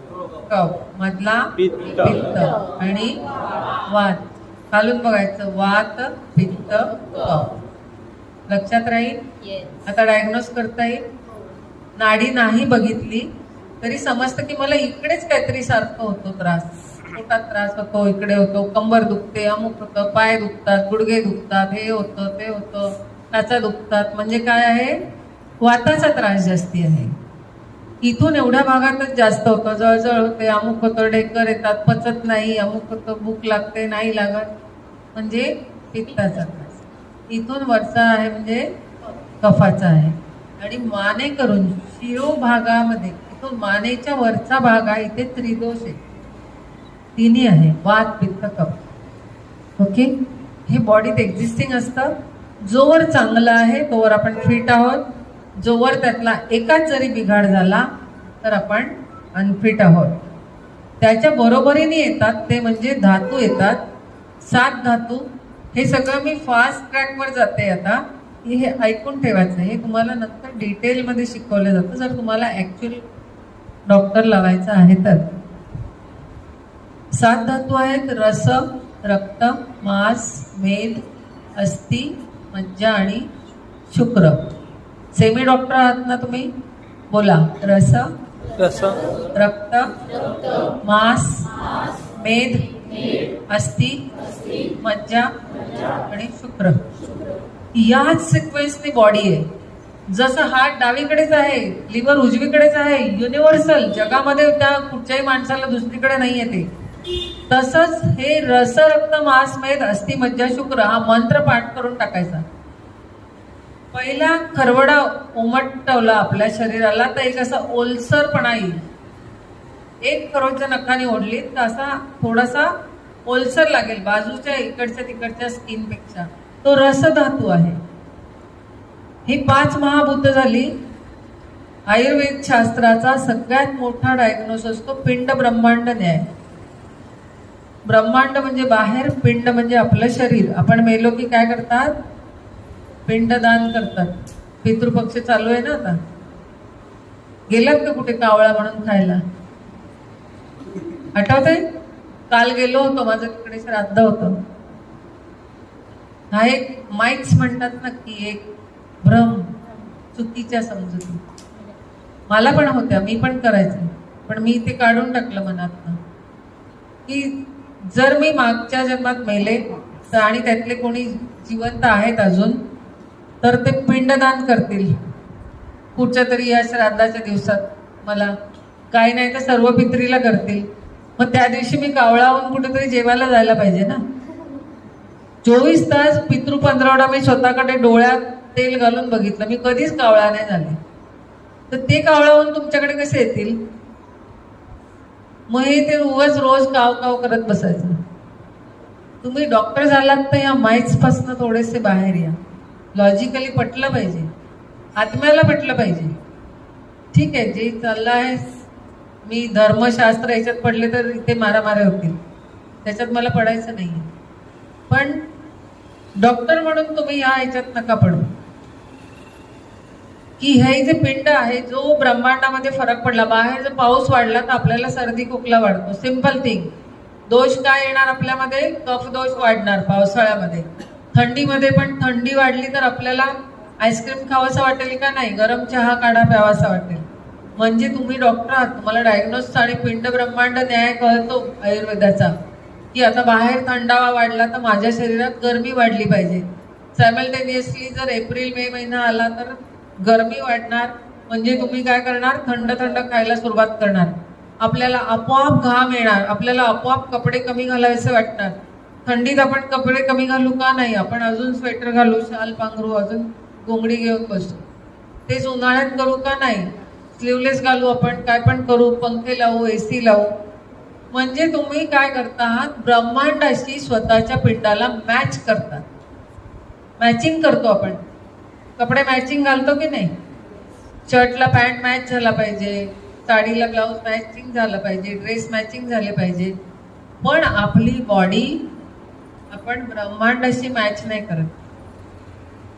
ब्रह्मांड बदललं रे बदललं की बॉडी बदलली पाहिजे. म्हणजे काय बदलली पाहिजे? हॅबिट्स बदलल्या पाहिजे. आज पाऊस जास्त आहे तर मला गरम पदार्थ, उष्ण पदार्थ, मसालेदार पदार्थ खायचे आहेत. आज बाहेर उष्णता जास्त आहे तर मला मसाल्याचे पदार्थ कमी घातले पाहिजे भाज्यांमध्ये. आज मला तिखट कमी खाल्लं पाहिजे, गरम कमी खाल्लं पाहिजे. हे जर तुम्ही इमिजिएट, आज ऊन पडलं तर आज स्वयंपाक वेगळा झाला पाहिजे, आज पाऊस पडला आज वेगळा, आज थंडी पडली, बाहेर वृक्ष आहे, कोरडी हवा वाहते, थंड हवा वाहते आहे, स्वयंपाकामध्ये तेल तूप वाढवा. उन्हाळ्यामध्ये घाम येतो आहे, सगळं होतं आहे, तेल तूप कमी करा. Simple thing. पण आम्ही हा रूल कधी पाळलाच नाही. 12 महिने 13 काळ जेव्हा मनात येईल तेव्हा आम्ही काहीही बनवलं, काहीही खाल्लं. ब्रह्मांड जाऊ दे खड्ड्यात, पिंड काय मागतोय ते बघा. म्हणून या सगळ्या 140 दोषांची फॅमिली वाढते. आलं लक्षात? आता का वाढला हे तुम्ही ठरवायचं. लहानपणापासून आतापर्यंत लहान मुले जी हट्टी असतात ना, पाहिजे म्हणजे पाहिजे. आजकाल फटके मारणं बंद झालंय मुलांना. आम्ही तर झोडपे खाल्ले, फटके तर सोडा, बदडूनच काढायचे. म्हणजे हट्ट बिट्ट काय नाही. तेव्हा तुमची बॉडी आज चांगली राहिली. कारण की पूर्वीच्या लोकांना काही न शिकता माहीत होतं, अरे बाहेर हे आहे. आज बाहेर पाऊस पडत असला तरी कार काढतात आणि आईस्क्रीम खायला जातात. फॅड खातात की नाही? पावसाळ्यात आणि हिवाळ्यामध्ये स्कार्फ घालतील, स्वेटर घालतील आणि आईस्क्रीम खात असतात. थंडी आहे तरी पण खायचं. उन्हाळ्यामध्ये आम्ही रपटून चिकन, मटन, आमकं रस्सेदार तर्रीवालं जेवण जेवतोय. बाहेर ऊन आहे, तुझी नाडी काय होणार आता हे खाल्ल्यावर? खाऊन बघा. भरपूर ऊन पडल्यानंतर मस्त रस्सेदार मिसळ खा, वरती तर्री आलेलं खा आणि नाडी बघा. मग मी शिकवली आता नाडी कशी बघायची. मग मला सांगा, मधली नाडी फडकते की नाही मला सांगा. मग तर तुम्ही आ बैल मुझे मार करतात तर डॉक्टर काय करणार, कमवणारच. बसलेलंच आहे दुकान उघडून. ये बाबा, कारण लक्षण उपाय बघूया आपण. प्रत्येक गोष्टीचं कारण का, असं का झालं असेल. आपण म्हणतो की नाही, हे दोघं भांडले, का भांडले असतील, काही तर कारण असेल की नाही भांडणाला. म्हणजे तुम्ही काय शोधता, कारण शोधतात. आता भांडण झाल्यानंतर त्याचं लक्षण काय दिसेल, ते दोघं मिठ्या मारतील का, एक तर मारतील एकमेकांना किंवा बोलणं बंद करतील. म्हणजे काय झालं, ते त्या भांडणाचं लक्षण सुरू झालं. भांडणामुळे दुश्मनी सुरू झाली. आता त्याच्यावर उपाय तुम्ही काय करतात, दोघांची सांगड घालून द्यायला पाहिजे. तू पण शांत हो, तू पण शांत हो, परत तुम्ही दोस्ती करा आणि चांगले राहा. हा गुण तुमच्यात आहे, हा डायग्नोस्टिक गुण तुमच्यात आहे, म्हणजे तुम्ही डॉक्टर आहात. मला प्रत्येक गोष्टीचं कारण कळतं, मला प्रत्येक गोष्टीची लक्षणं समजतात आणि मला प्रत्येक गोष्टीचा उपाय पण माहिती आहे, पण मी स्वतःवर कधी प्रयोगच केला नाही. आहे की नाही. सिंपल उदाहरण सांगितलं ना. दुसरी गोष्ट, वाद का होतो, आपण काहीही वेळी अवेळी ऋतूमध्ये आणि पिंड ब्रह्मांड न्याय न मानता खाल्लं तर वाद होतो. आता काही जण काय सांगतात, माझे आजी आजोबा आई वडील सगळे जाडे आहेत म्हणून मी जाणे. ते का जाडे आहेत याचं कारण शोधा. कारण त्यांनी पण अशीच गटर मस्ती केली, त्यांच्या आई वडिलांनी पण तीच केली, आणि तुमच्या पिढीमधनं तुम्ही दुसरी पिढी पण सेम जीन्स मधनं पास केली. जीन्स नाही पास होते, दोष पास होत आहेत. आजी आजोबा गटामस्ती करून खात असतील, पिंड ब्रह्मांड न्याय मानत नव्हते म्हणून ते जाडे झाले. त्यांचा दोष आई वडिलांमध्ये आला, म्हणजे जी व्याधी होती ती आई वडिलांमध्ये जन्माला घालताना पास ऑन झाली मुलांमध्ये, त्यांच्याकडून तुमच्यात पास ऑन झाली, तुम्ही पण मुलांमध्ये ती पास ऑन केलीत. आणि तुम्ही काय सांगतात, हा आमचा अनुवंशिक शरीराची ठेवण आहे. मी मोठी फुली मारते, अजिबात नाही. माझ्या घरात माझ्या माहेरी बघाल तर सगळे पैलवान आहेत, आणि मी लहानपणापासून बघत होती की हे सगळे आळशी आहेत, यांना योगासनं नाही करायची, यांना चालायचं नाही, यांना हायकिंग नाही करायचं, यांना डोंगरावर चढायचं नाही, यांना वेळी अवेळी खाणं नाही टाळायचंय, तर हे असेच राहणार. मला नाही तसं व्हायचं. Try to say no. आज ताटात हे पडलंय पण ब्रह्मांड हे म्हणतंय, किंवा मला आज त्रास होतोय पित्ताचा आणि नेमकी आज घरामध्ये तिखट भाजी बनवलीये, दुसरी भाजी नाहीये, पर्याय नाहीये, मला ती खाल्लीच पाहिजे म्हणून मी खाल्ली, तर त्याला आपण विकृत केलं. नका खाऊ, ठेवून द्या. एकदा वाया जाईल, दोनदा वाया जाईल. त्यांना जास्त झाली म्हणून मी खाऊन घेतली, म्हणजे माझा पित्तदोष नव्हता तरी मी वाढवला. आहे की नाही. बायकांनी मला सांगावं, आपल्याला ही घाणेरडी सवय आहे, मला पण आहे. उरलं आहे खा, उरलं आहे खा. जोपर्यंत माणसं खातात आहे जनावराला देऊ नका, नंतर जनावराला टाका. जनावर खाताय तर नाही खाते तर तुम्ही गटारीमध्ये पाण्यामध्ये टाका, त्याच्यात पण जीव जंतू आहेत, ते खातील.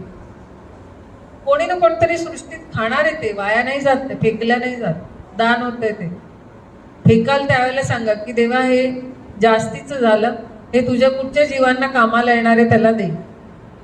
अगदी सडलेलं अन्न पण फेकलं ना तरी ते गटारीतल्या किड्यांना कामाला येतं, ते सडकच खातात. गटारीतला किडा जर काढून तुम्ही धुवून स्वच्छ करून अत्तर लावून चंदन लावून जर दुधात टाकलात तर तो तगडा नाही होणार, तो मरेल.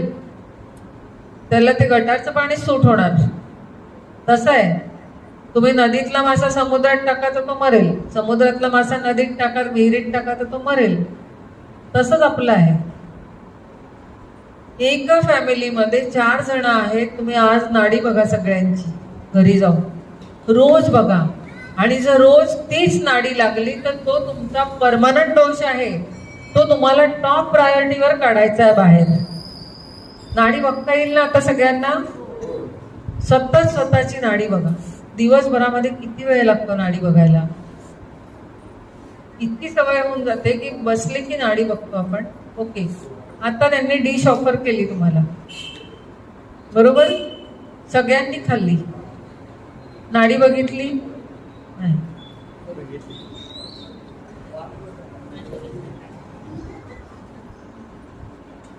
कधी कधी काय होतं की मजबुरी असते, आपण अशा ठिकाणी आहोत की आता दुसरं खायला काही अवेलेबल नाहीये, खाल्लंच पाहिजे, तर खायचं ते.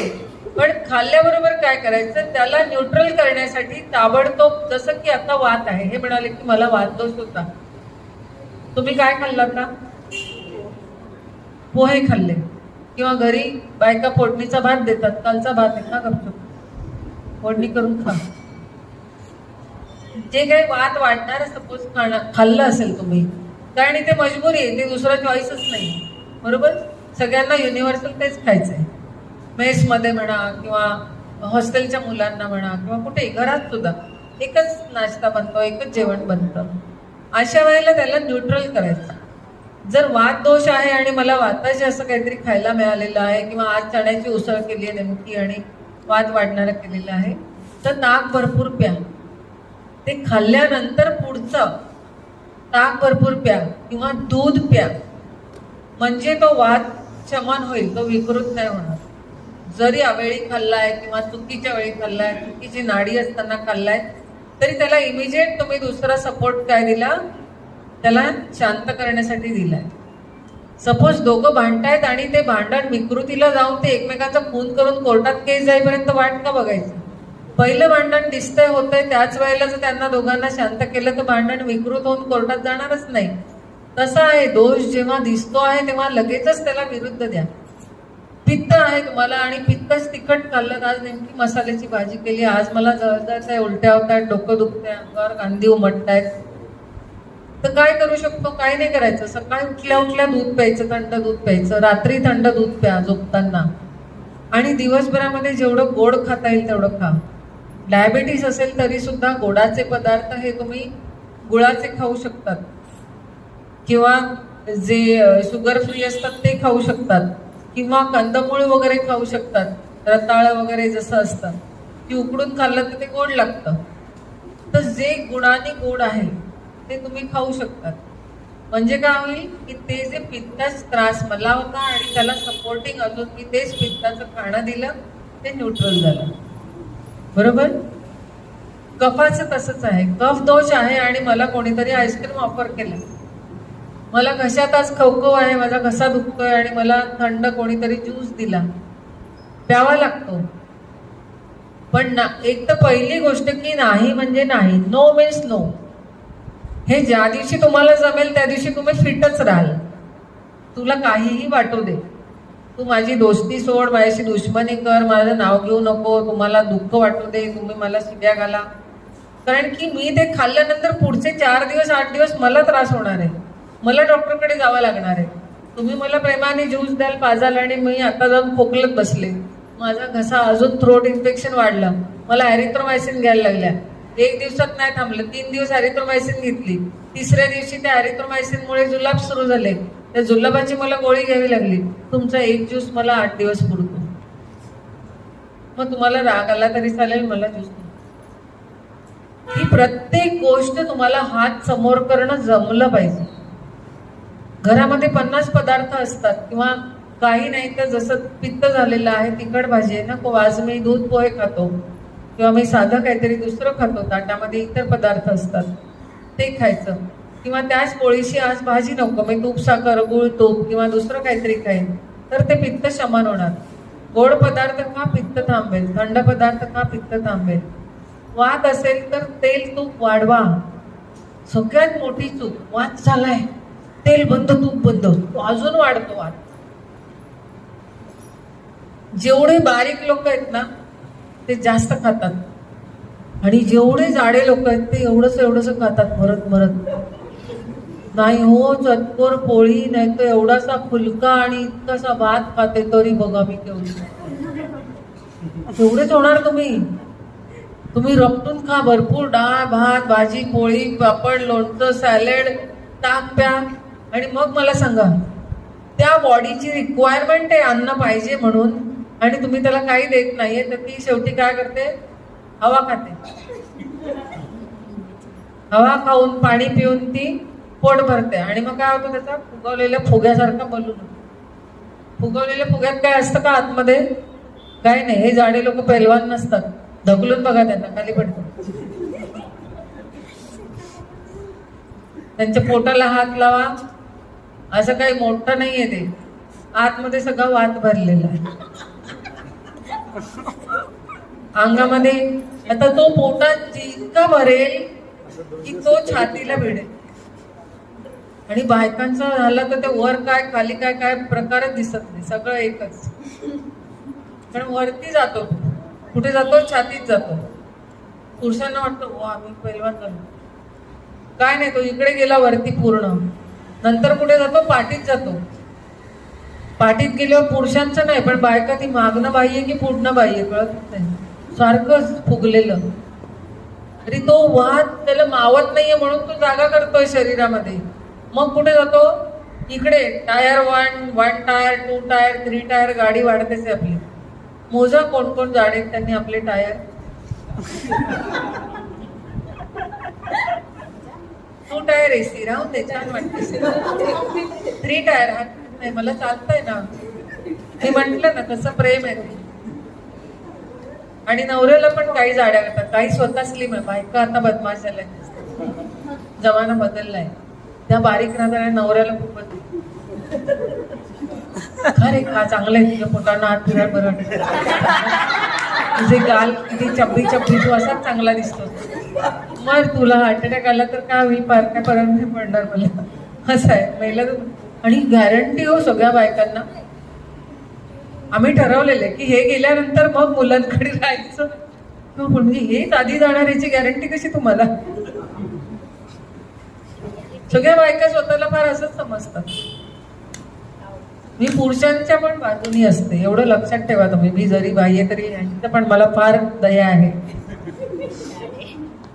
आणि ते पण मग स्वप्न बघतात माझा क्लास झाल्यानंतर की तू आधी गेल्यानंतर मी काय करेन. म्हणून पुण्यासारख्या ठिकाणी पण आजही ज्येष्ठ नागरिकांचे मॅरेज ब्युरो आहेत.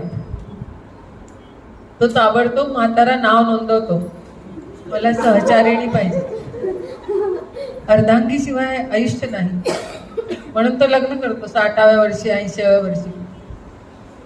तर हे सगळं बॅलन्स ठेवा घरामध्ये. जागृत अवस्थेत प्रेम करा, पहिली गोष्ट. स्वतःवरती पण आणि दुसऱ्यावरती पण. स्वतःबद्दल सहानुभूती. मला किती त्रास होतो. काही पेशंट असे असतात ना, त्यांना बरंच व्हायचं नसतं.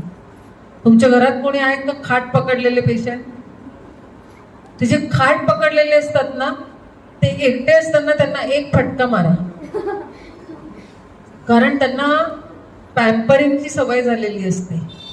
मी खाटेवर आहे म्हणून मला सगळे येऊन भेटणार, हे देऊ का, ते देऊ का, हे पुसून काढू का, आता वेळ झाली खाणार का, तोंडात घालू का औषध, धरून चालवू का तुम्हाला, 2 फटके द्यायचे, तुला काय दाढ भरली, उठ आणि चालायला.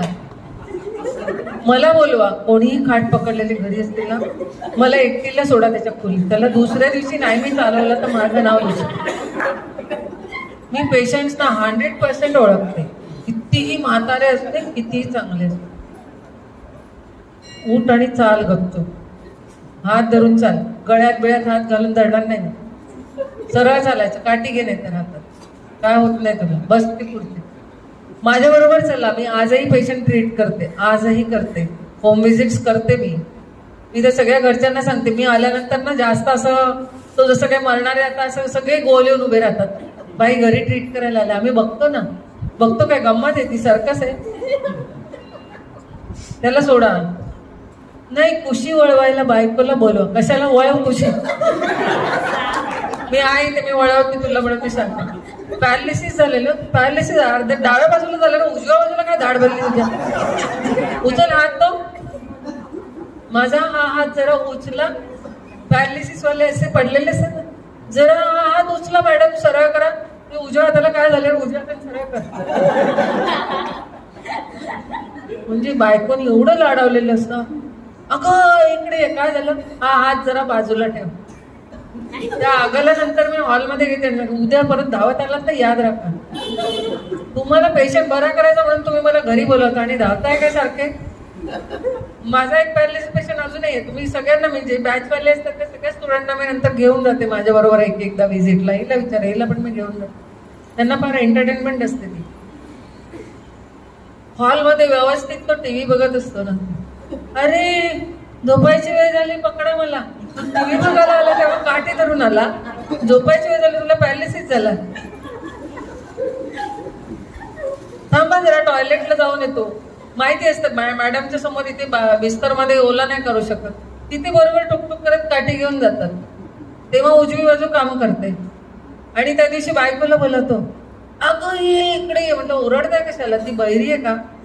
इथे बाजूच्या खोलीत आहे ना, हळू ओरडा ना, कशाला एवढी एनर्जी वाया घालून. नाही काय झालं, आले आले. ती सगळं टाकून आली धावत पळत. काय झालं, इथे खाजाव जरा. खाजाव जरा, त्याच्याकडे तर एवढा ड्रामा. म्हटलं तुम्ही तिला खाजवायला बोलवलं तिथे कशाला? मला असा पॅरालिसिस झाला तो उजव्या हाताने खाजाव की हात कुठे पोचतो. मला धरा धरा, हा मी पडेन. म्हटलं पडा, गादीतच पडाल ना, कुठे बघ. पाठीला मसाज करायचा आहे तुझ्या.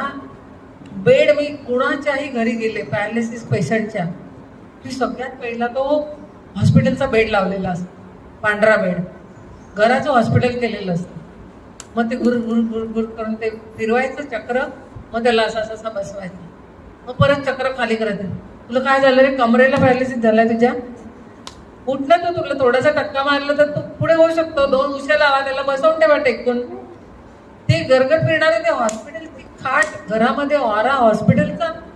सगळ्यांनी समजायचं हे हॉस्पिटल आहे घर. प्रत्येक पेशंट मी तुम्हाला ऍड्रेस देते, फोन नंबर देते, जा आणि विचारा की मी काय ट्रीट केलं त्यांना. सगळ्यात पहिल्या दिवशी कंडिशन असतं हे बेड हटवायचं. ज्याने भाड्याने आणलंय परत देऊन टाका. विकत आणलंय दान देऊन टाका, नाही तर मोडीत काढा. बेड मला दिसता कामा नाही परत हे. अहो पण त्यांना लागतं ना रात्री. मग ते असं इकडनं आम्ही असं लावतो, तिकडनं तसं लावतो, ते पडले नाही पाहिजे. दोन्ही साईडला पॅरालिसिस झालाय का त्याला? जनरली पॅरालिसिस एकच बाजूला असतो. हा बसतो की नाही, सगळ्या बाजूनी लोळा पडला तर तो मरेलच. त्याचे काउंटडाऊन सुरू झालं. मग बरोबर अर्धी बाजू बरोबर आहे, अर्ध्या बाजूला उशा लावा ना. इतका मोठा माणूस गडगडत गडगडत पडेल तर त्याच्यात ताकद आली समजायचं. पडला पाहिजे तो उलट. पडला म्हणजे त्याला पूर्ण लोळायची ताकद आली. तो असं नुसतं कुशी वळल्यावर कसा खाली पडेल?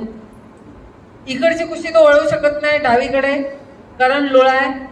या बाजूनी जर तो जोरजोरात गडगडून खाली पडणार असेल तर त्याला ताकद उठ आणि झोप बेडवर म्हणून सांगायचं.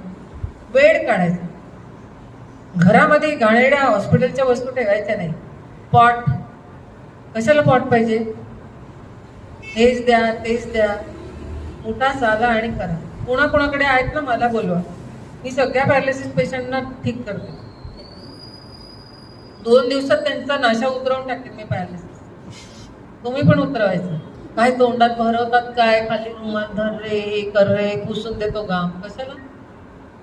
मनशक्ती नको की ठीक आहे मला झाला अर्धांग वायूचा झटका आला, मला बरं व्हायचंय, मला चालायचंय. तुम्ही रस्त्यात काही जण बघाल जे त्याच्यावर मात करतात, ते पाय फरफटत चालतील, हात लोंबकळत चालतील, पण ते चालतात. बाहेर एकटे फिरत असतात.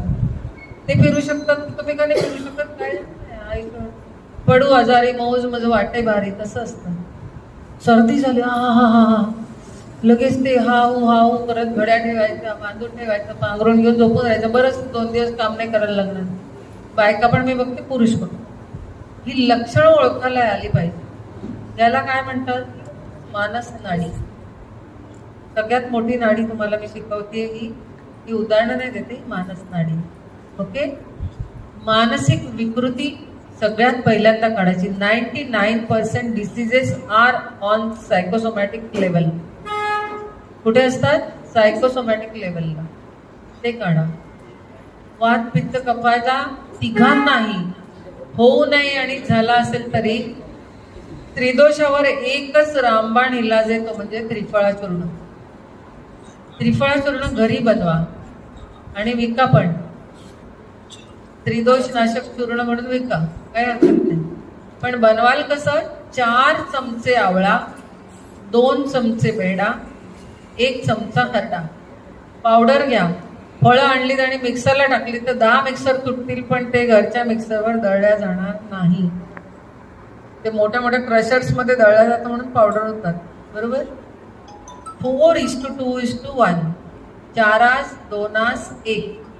4 आवळा, 2 बेडा, 1 खरडा. लक्षात राहील. ही चूर्ण घ्यायची. चूर्ण एकत्र करून एका बाटलीत भरून ठेवायची. रात्री झोपताना जेवण झाल्यावरती अर्धा चमचा थोड्याशा गरम पाण्यामध्ये एका वाटीत कालवा आणि ते प्या. आणि वरून 1 ग्लास पाणी प्या. थंड नाही, एकदम गरम पण नाही, कारण जर वात नाडी नसेल, पित्त नाडी असेल आणि गरम पाणी प्यायला तर पित्त व्हायला सुरुवात होईल, उलटी होईल. नॉर्मल टॅप वॉटर किंवा माठातलं पाणी घ्या आणि त्याच्याबरोबर ते प्या. रोज अर्धा चमचा प्या. आणि जर जास्त वात असेल, ज्यांचं वजन जास्त आहे, कॉन्स्टिपेशन जास्त आहे, त्यांनी काय करायचं, 1 चमचा घ्यायला सुरुवात करायचं. ज्या दिवशी सकाळी मल एकदम स्वच्छ होईल, हलकेपणा येईल, फ्रेश वाटायला लागेल, त्यावेळेला थोडी मात्रा सपाट चमचा करा, चालेल. अर्धा चमचा करा, चालेल. पण रोज घ्या, कारण रोज आपण काही ना काहीतरी पाण्यातून, हवेतून, अन्नातून कचरा घेतो. त्याची साफसफाई करायचं काम 72,000 नाड्यांमधला तो त्रिफळा चूर्ण करतो. दुसरा एक चांगला उपाय मी सांगून ठेवते. दोन्ही उपाय करा. तेल घ्या कुठचंही. ऊन असेल तर खोबरेल तेल घ्या, पावसाळा हिवाळा असेल तर तिळाचं तेल घ्या. यूपीकडचे कोणी असेल तर तुम्हाला ते राईचं तेल सूट होतं, पण नसेल तर आपल्याला खास करून महाराष्ट्रामध्ये राईचं तेल सूट होत नाही, उभरतं किंवा फोड येतात, नाहीतर खाज येते, रॅश येते, काही पण होऊ शकतं, गरम पडतं.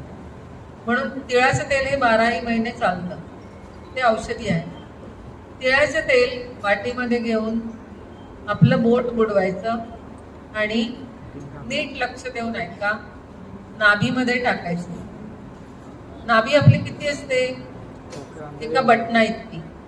72,000 नाड्यांचं ते केंद्रस्थान आहे. इथून आपली नाळ कापल्या जाते आईपासून, बरोबर. जन्मल्यावर प्रत्येकाला नाळ असते.